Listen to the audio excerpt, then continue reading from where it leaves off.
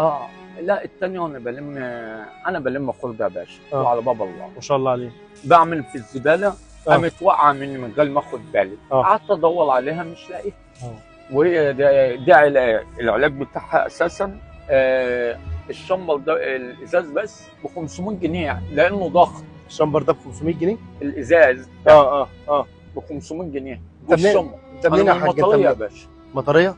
احسن ناس. طب وايه اللي جايبك المنصوره هنا؟ ساعتك هو هنا الرزق اكل العيش. انا بقعد على الكوم ربنا بيرزقني مش لكن تشتغل هنا يعني؟